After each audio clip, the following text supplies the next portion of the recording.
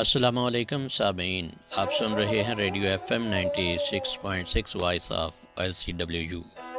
سامعین، ابھی آپ ڈرامہ سن پائیں گے نقاب۔ ڈرامہ نقاب کے سلسلے کی تیسری کڑی آپ کے گوش گزار کی جائے گی۔ اس ڈرامہ کو تحریر کیا ہے رفیع پیر نے، اور اس ڈرامے کی پیشکش ہے radio F M 96.6 voice of LCW۔ آئیے سنتے ہیں ڈرامہ نقاب۔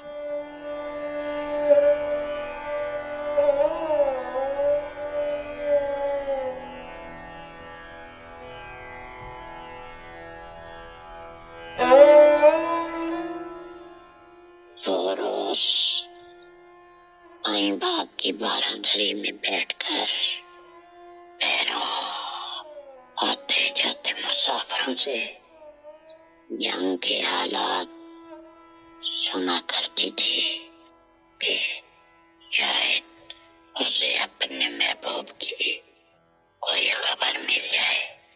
ایک دن ایک مسافر اس کے پاس آیا جو کسی دور دراز دیار سے چل کر یہاں پہنچا تھا۔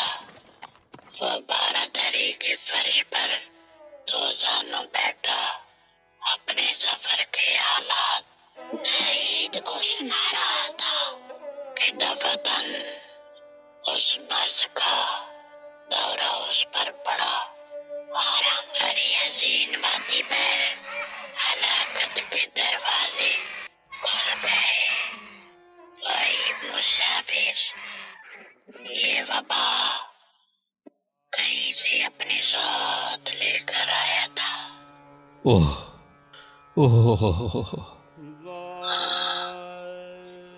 مسافر نہیں تھا، ہمارے لیے موت کا فرشتہ تھا۔ مگر ناہید سب سے پہلے نعید ہی پر اس وبا نے وار کیا تھا۔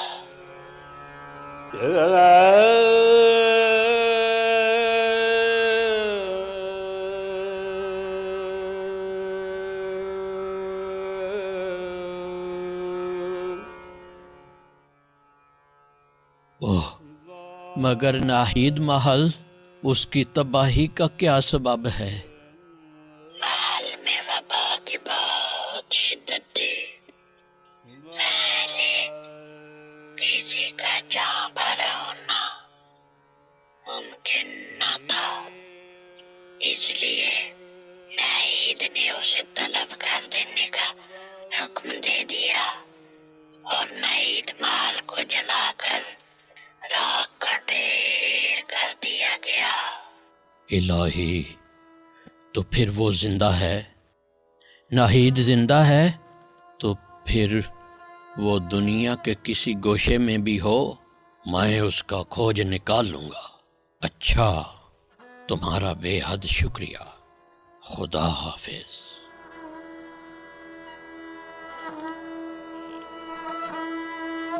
مرد کٹیا سے باہر چلا جاتا ہے، عورت چند قدم اس کے پیچھے جا کر رک جاتی ہے۔ اس کی باہیں بے حس و حرکت ہو کر لٹک جاتی ہیں، اس کا سر جھک جاتا ہے اور لمحے بھر کے لیے ایسا محسوس ہوتا ہے کہ اس کے جسم میں جان نہیں رہی۔ پھر ایک لرزہ سا اس کے اعضاء پر طاری ہو جاتا ہے، اس کی مٹھیاں زور سے بھنج جاتی ہیں اور وہ فرط علم سے بے تاب ہو کر پھوٹ پڑتی ہے۔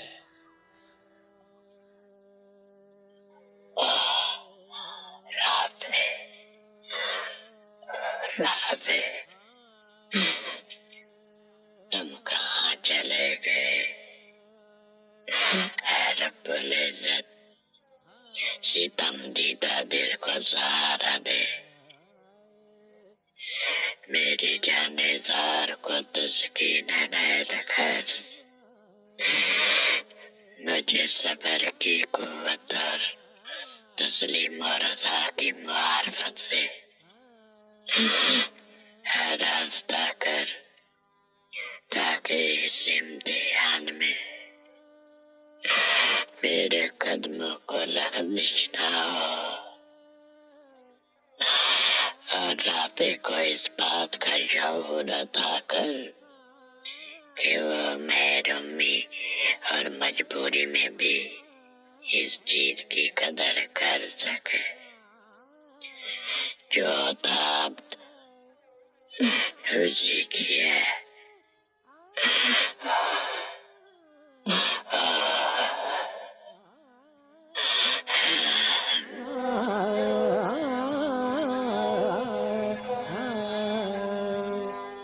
اس تقریر کے اثناء میں مرد نہایت خاموشی سے کٹیا کے دروازے میں سے نمودار ہوتا ہے اور تقریر کے اختتام تک وہیں سے بغور عورت کی حرکات کو دیکھتا رہتا ہے۔ جب عورت کے آخری الفاظ گریہ و زاری میں تبدیل ہو جاتے ہیں تو وہ تیزی سے کٹیا میں آتا ہے اور اسے مخاطب کرتا ہے۔ عورت خوف سے بے تحاشا چیخ کر ابھی میں رخصت نہیں ہوا تھا کہ دروازے کی آڑ میں سے تمہارے الفاظ سن کر رک گیا۔ میں پھر پوچھتا ہوں، تم کون ہو؟ تم نے مجھے سخت الجھن میں ڈال رکھا ہے۔ یہ الجھن میری پیدا کی ہوئی نہیں ہے۔ تاہم میں معلوم کرنا چاہتا ہوں، تم کون ہو؟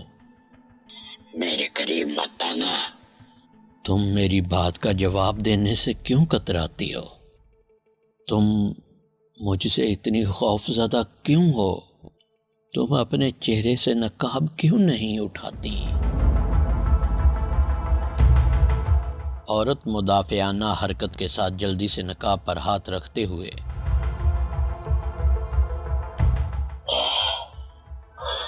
مجھے زیادہ مجبور نہ کرو، مجھے مجبور مت کرو۔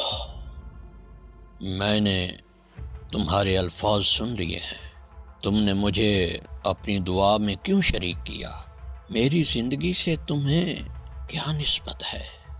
مجھے اگر تم میرے دکھ درد کی ہنسی اڑانا نہیں چاہتی تو للہ مجھے بتا دو کہ اصل حقیقت کیا ہے۔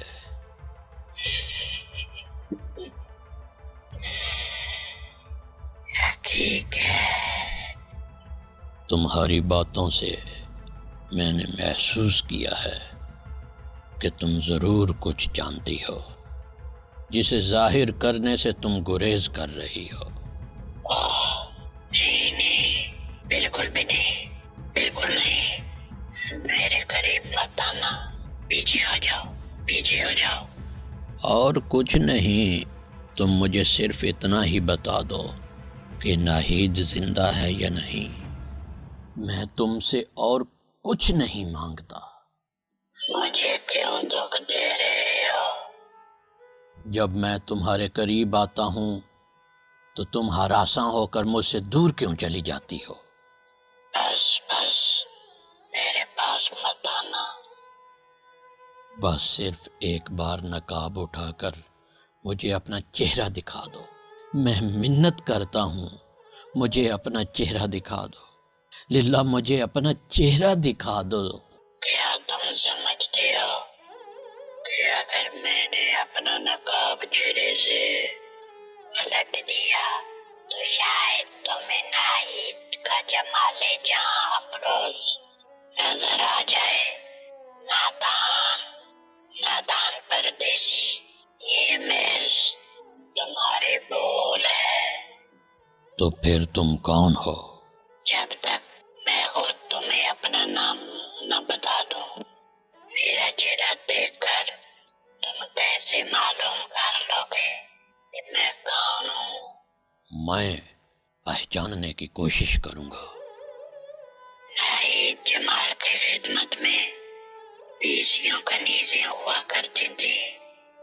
اگر ان سب کی شکل و صورت بات محفوظ بھی رہی ہوتی تو آج اتنے برسوں بعد تمہیں کس کی پہچان رہتی، مگر اس بلائے آسمانی نے تو لوگوں پر وہ کہر ڈایا ہے، لاکھوں میں شاید ایک بھی ایسا نہیں ہوگا جس کی شکل و شباہ وبا کی زد سے بچ گئی ہو، اور جو لوگ وبا کی زد میں آ گئے ان کی تو یہ حالت ہے کہ ماں بچے کو، بھائی بہن کو اور یار اپنی زوجہ کو شناخت کرنے سے عاجز ہے۔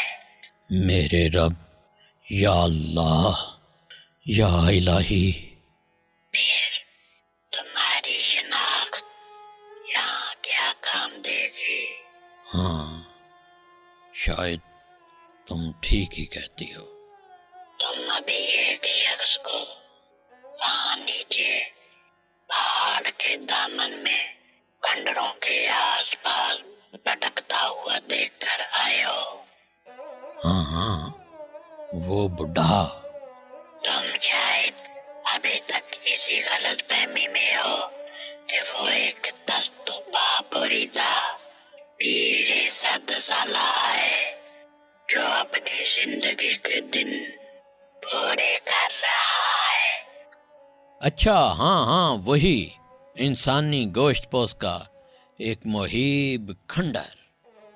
مگر راوے، اس کا حسن تو تم سے زیادہ نہیں، اور تمہارا شمار تو چشم بد تو ابھی تک جوانوں میں ہے۔ یعنی میرا ہم سن ہے وہ؟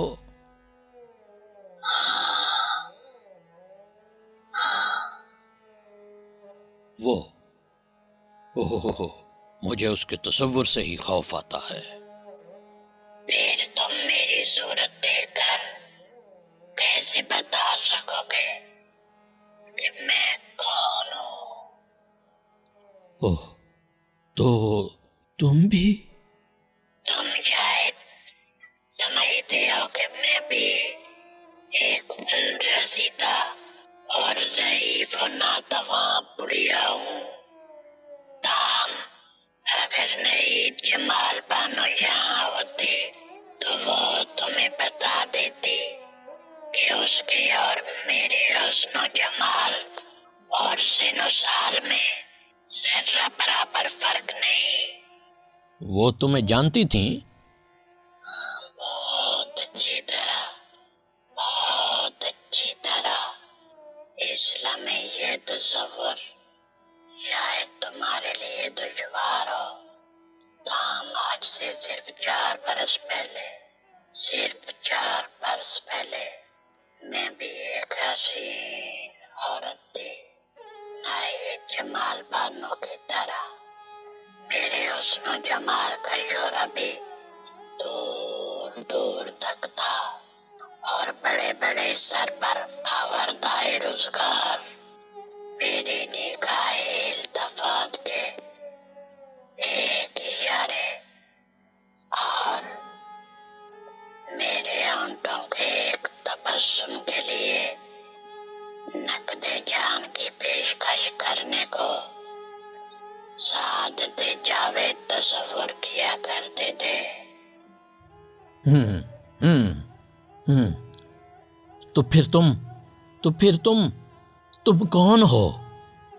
ایک زمانہ تھا کہ اگر تم مجھے دیکھ پاتے تو میرے اور نعید کے درمیان کسی قسم کا امتیاز یا انتخاب کرنا تمہارے لیے دشوار ہو جاتا۔ مگر تم بتا کیوں نہیں دیتی کہ تم کون ہو؟ لیکن اب تو اس حسن و خوبی کی راکھ بھی یہاں باقی نہیں ہے، اس لیے اب اس بات سے کیا حاصل کہ میں کون ہوں؟ میرے نام و نشان سے اب کسی کو کیا کام؟ مگر بس اب مجھ پر رحم کرو،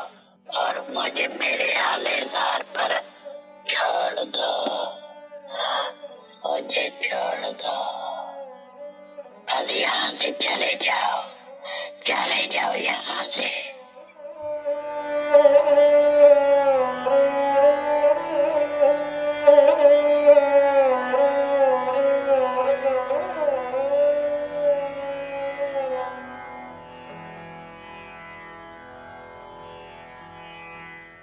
یہ FM 96.6 ہے۔ ابھی آپ سن رہے تھے ریڈیو ڈرامہ نقاب کے سلسلے کی تیسری کڑی آپ نے سماعت کی۔ کل اسی وقت آپ اس سلسلے کی چوتھی کڑی سن پائیں گے۔ سنتے رہیں radio FM 96.6 voice of LCWU۔